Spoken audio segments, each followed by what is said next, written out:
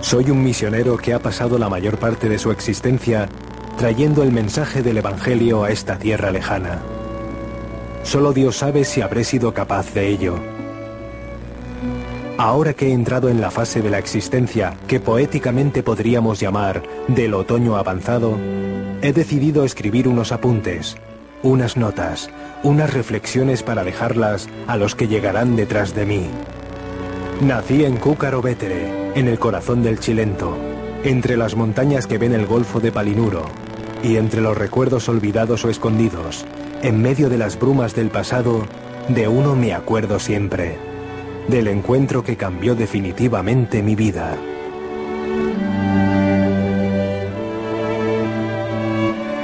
Era un día de otoño, hace muchos años. Yo estaba recogiendo castañas con mi familia. En aquellos años había mucha miseria.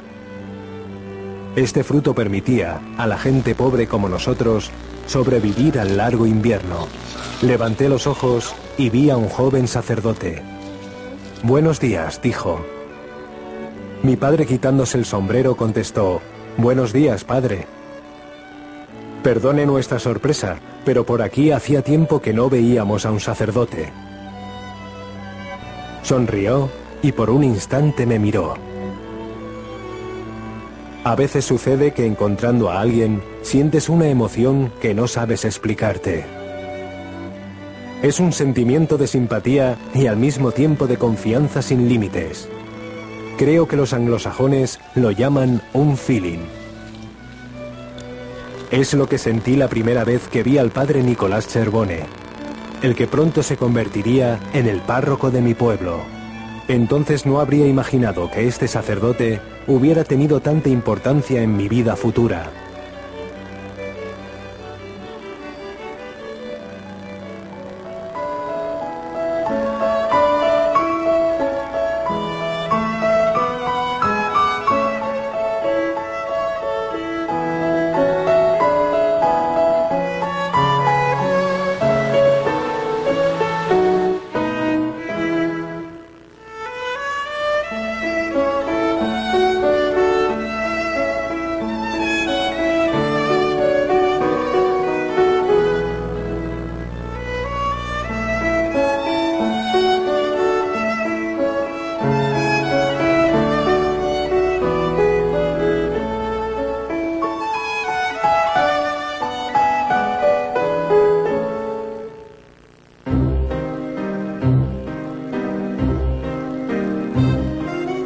El padre Nicolás nació en Afragola, un populoso centro de la provincia de Nápoles, en una familia de ricos agricultores, los Cervone, que poseían desde varias generaciones una gran finca con muchas hectáreas de campo alrededor.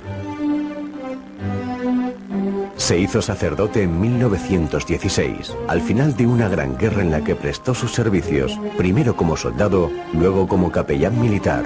Después, emprendió la carrera diplomática en Roma. En 1921, un profesor suyo, un cierto Giuseppe Cammarota, habiendo intuido las virtudes de Nicolás, le propuso ir a Valio della Lucania como secretario de su hermano Francisco, obispo de aquella diócesis. Alguien le dijo: «Acepta, este podría ser el camino para poder emprender una brillante carrera en el seno de las jerarquías eclesiásticas». Al padre Nicolás le gustaba esta eventualidad. Se puede servir a la iglesia también con cargos prestigiosos, pensaba. Y así, al final, aceptó la propuesta. Pero el Señor lo estaba buscando. En el año 1929, el obispo, ya que muchas parroquias no tenían un pastor, y considerando la precaria situación espiritual de muchas comunidades, pidió a todos los sacerdotes de la curia que realizaran su labor pastoral, por lo menos los sábados y los domingos. A este diplomático fallido le tocó la parroquia de Cúcaro Bétere, un pueblo a 20 kilómetros de Valio, un lugar perdido entre los montes, en donde casi todos entonces vivían en la más profunda miseria. Allí, abandonando sus proyectos precedentes, el padre Nicolás comienza una brillante carrera, primero como párroco a medio servicio y luego ya todos los días. Esta aldea se convierte en su monte Tabor, en el lugar de su misión.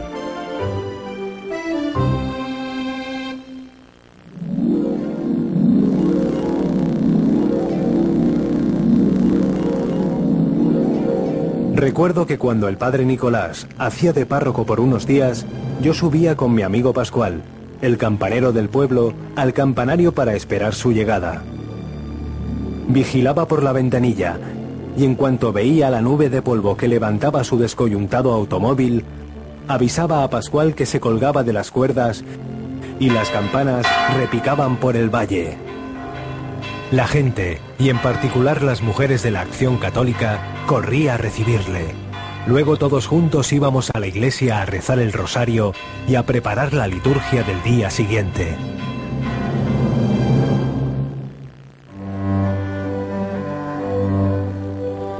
En los años siguientes, cuando decidió hacer solo de párroco, una de sus primeras iniciativas fue dar una dirección espiritual muy precisa a la gente del pueblo. Por eso pensó en reforzar algunas devociones populares muy fuertes, como la devoción a San Pedro, patrón del pueblo, a la Virgen del Buen Consejo, de la que siempre había sido muy devoto, y a Santa Teresita del Niño Jesús, bajo cuya protección puso al grupo de los jóvenes de la Acción Católica. La Acción Católica ha lanzado la libertad. Los días de fiesta hacíamos una procesión y nos reuníamos. Si alguien estaba enfermo, los de Acción Católica íbamos a visitarlo y hacerle compañía. Una vez, una viejecita de la Acción Católica murió y como no tenía nadie que la llevara en hombros al cementerio, lo hicimos nosotros. Éramos 6 personas, cargamos con ella y la llevamos al cementerio. Porque estas cosas nos las había enseñado el padre Nicolás y no nuestros padres. Ellos, pobrecitos, ni siquiera las sabían.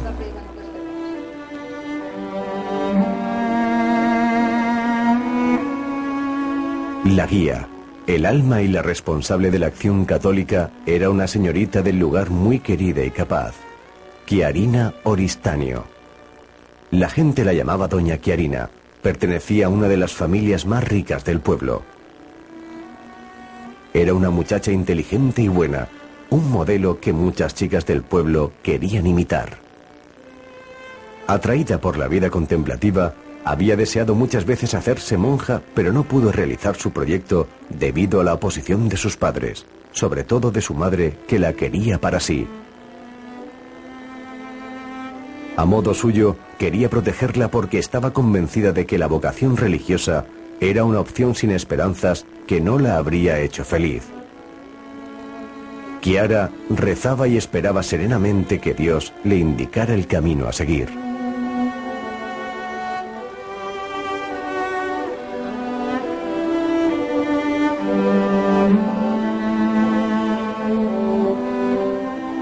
Padre Nicolás era un caballero, siempre dispuesto a dar sin pedir nunca nada.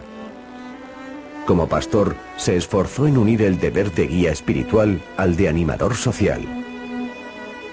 Estaba convencido de que la instrucción fuera el camino para vencer la miseria. Gracias a su labor e interés, muchos jóvenes pudieron estudiar. Incluso, actualmente, en cada pueblo de Cucaro Vetere hay una escolarización de las más altas de la región de Campania.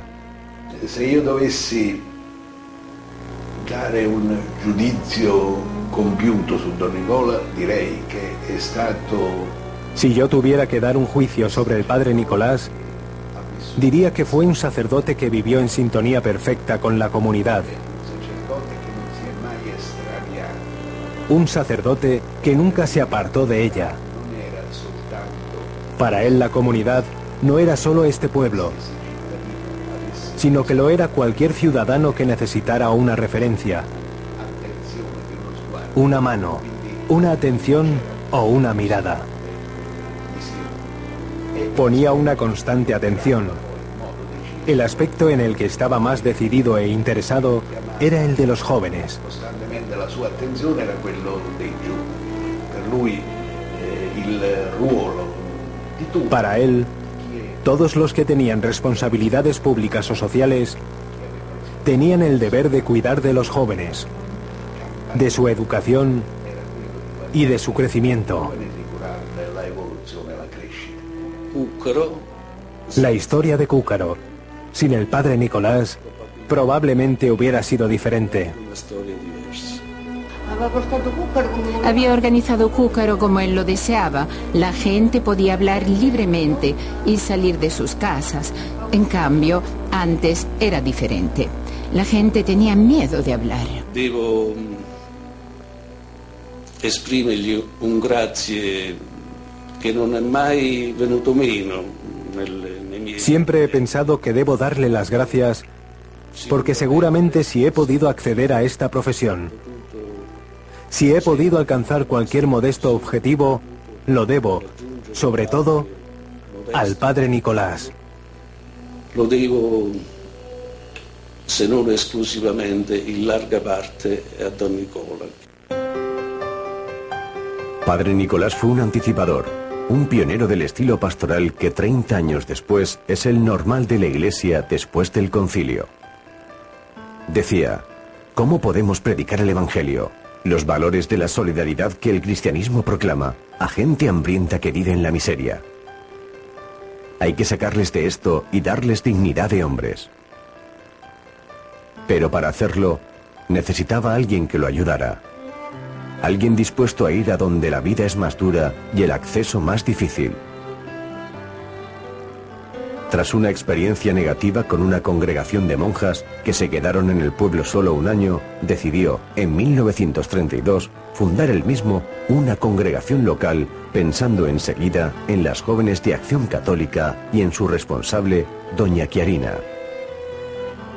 Pero Chiarina Oristanio, aunque el primer núcleo de hermanas la considerara como su punto de referencia, tuvo que esperar hasta 1936 antes de poder entrar en la comunidad. Después de la muerte de su madre, su hermano, convencido por la insistencia del padre Franco Teodori, que había sido su confesor, le dejó a Chiara elegir su camino. Y así el Instituto de las Siervas de Santa Teresa del Niño Jesús, deseado por el padre Nicolás y guiado por Madre Chiara, nació, primero en sordina y luego, poco a poco, tomó cada vez más impulso. Comenzaron a llegar de otros pueblos peticiones para abrir nuevas casas y asilos. En aquellos años se inauguraron las nuevas comunidades de San Pietro Altanagro, San Rufo, de Acuara, de Rosiño y de Belios Guardo. Y precisamente de esos pueblos salieron las nuevas vocaciones que permitieron la expansión de la congregación. La Madre Chiara los arrebató y fue su guía iluminada. Su esperanza se fundaba siempre firmemente en Dios, y su atención era tanto para los demás como para sus hijas espirituales. Nuestra congregación toma el nombre y se inspira en Santa Teresa de Lisieux, joven carmelita que murió a los 24 años de edad y que, a pesar de ser muy joven, consiguió alcanzar la más alta santidad y perfección. Tanto es así que su santidad el Papa Pío XI, en 1927, la proclamó patrona de las misiones junto con San Francisco Javier. Su espiritualidad era muy sencilla, hecha de pequeñas cosas, de acciones diarias realizadas con gran amor. Tanto es así que para muchos jóvenes era un punto de referencia. Su ardiente deseo de anunciar el amor de Jesús en todo el mundo actualmente se realiza a través de las familias religiosas que se inspiran en su espiritualidad. Nosotras somos una de estas.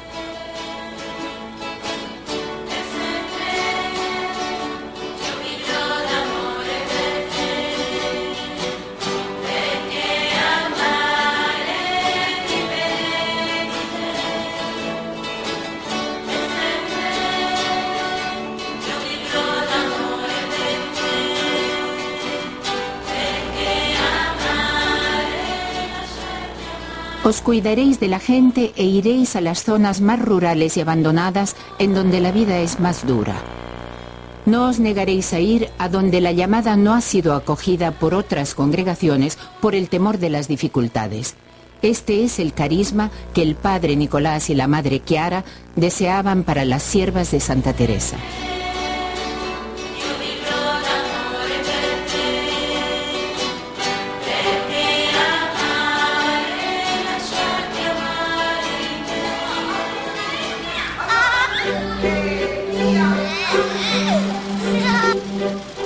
Incluso con el paso del tiempo, siguen compartiendo las dificultades y las durezas de la vida. Actualmente están presentes en las escuelas, en las familias, en las parroquias y en los seminarios de algunas diócesis del centro-sur de Italia.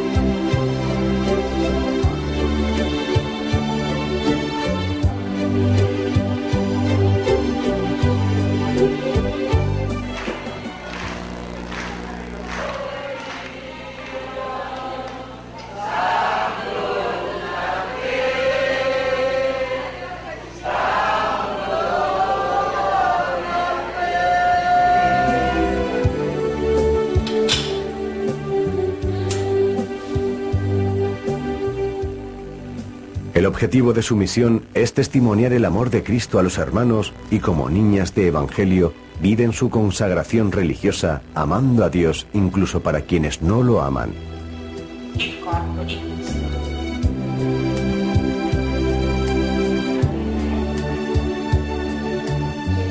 Ser las esposas de Jesús, sentirse predilectas de su amor infinito, reunirse para trabajar en una única viña. Este es el secreto de vivir como hermanas, para amarse como hermanas, para acogerse y donarse recíprocamente con sencillez. Como Santa Teresa, cada alma consagrada siente nacer dentro de sí la maternidad espiritual. Y así, las hermanas viven su misión como un don de amor a realizar en el nombre de Jesús.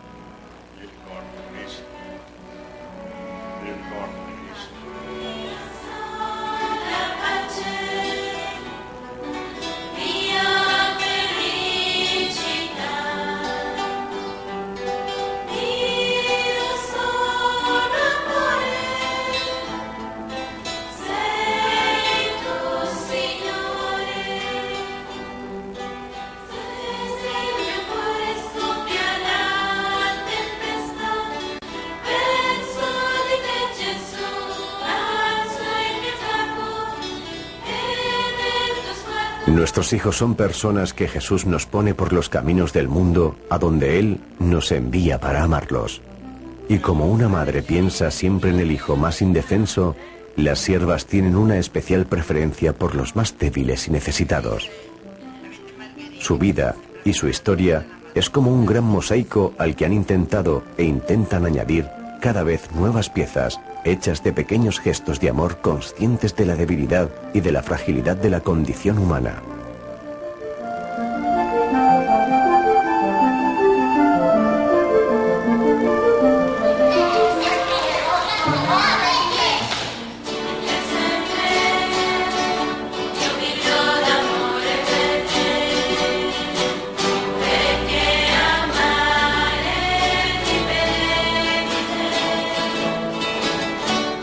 Las caídas y recaídas han sido y son el abono que ha permitido a la tierna planta de la congregación crecer y fortificarse, protegida y sostenida por la gracia que Teresita prometió. La aprobación pontificia, la apertura de las misiones en América del Sur, la agregación de la familia carmelita son preciosos frutos que las siervas, con alegría y estupor, siguen recogiendo.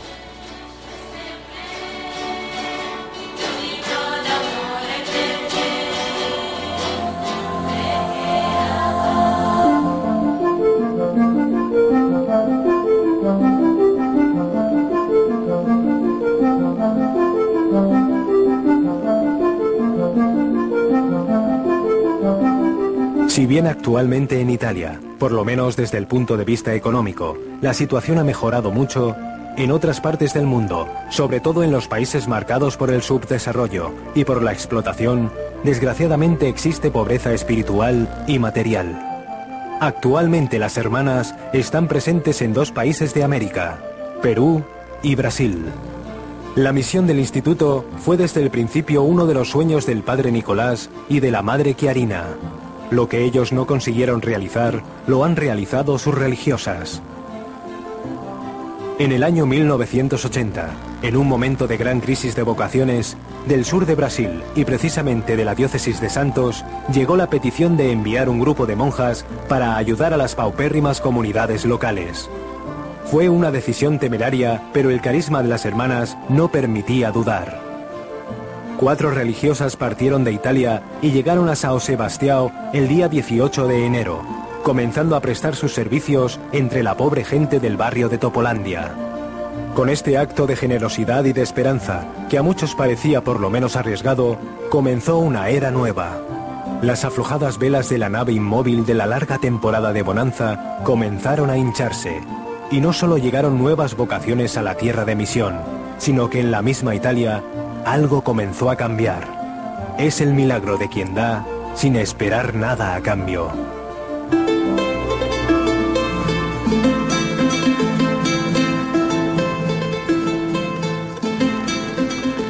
Llegamos a Perú en 1994 a raíz de la petición de un amigo sacerdote que decía siempre: vosotras sois muy adecuadas para la misión en Perú. Entre las muchas posibilidades, elegimos la periferia de Lima, una zona muy pobre en todos los sentidos. Comenzamos enseguida a abrir las puertas a quienes llamaban porque tenían hambre, estaban enfermos o lo necesitaban todo, tanto lo material como lo espiritual. Vivimos la espiritualidad de Santa Teresita y el carisma de los fundadores lo vivimos plenamente en esta tierra de misiones. Nuestro instituto trabaja desde hace unos 10 años en adopciones a distancia, en Brasil y en Perú. Con este servicio podemos ayudar a muchos niños a crecer y a vivir dignamente, quedándose en su país, en su propio ambiente.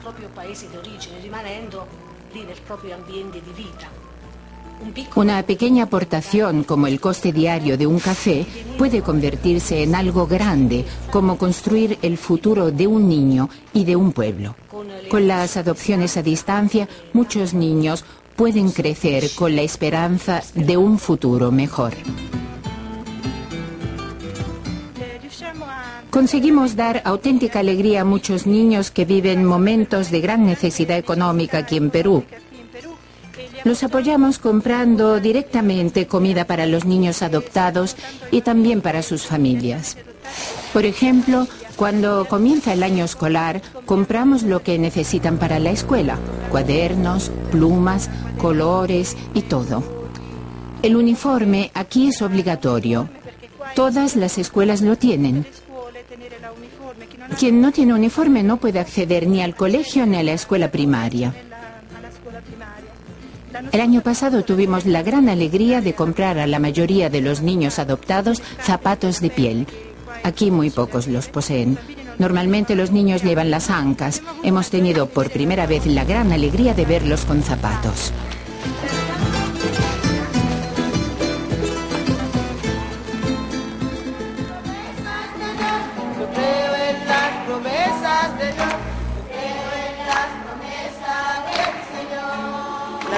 Nuestra congregación se ocupa también de la animación litúrgica.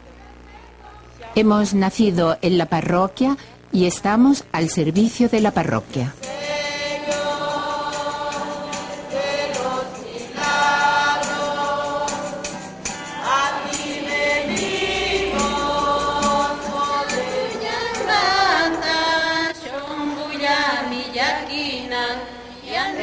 Sentíamos la necesidad de abrir una casa de novicias aquí en Perú porque antes las postulantes iban a Italia. pero luego todas nos dimos cuenta de que las condiciones eran diferentes y contrastantes. Por eso era fundamental que la formación inicial se hiciera aquí, en la tierra de procedencia de las muchachas.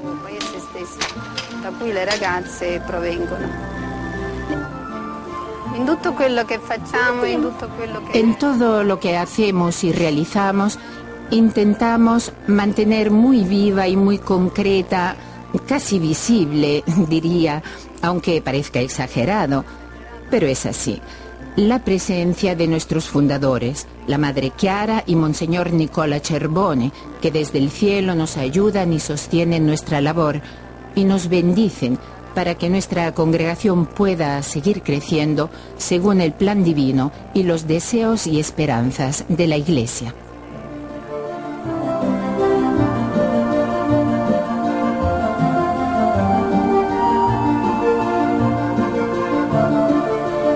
Las siervas de Santa Teresa del Niño Jesús han emprendido este camino sabiendo que el sendero es difícil y lleno de insidias, hecho de sacrificios y fatigas, de dedicación y don de sí mismas, pero lo hacen para compartir la luz del mensaje cristiano en espera de unirse a la mesa del Señor y de partir con Él el mismo pan.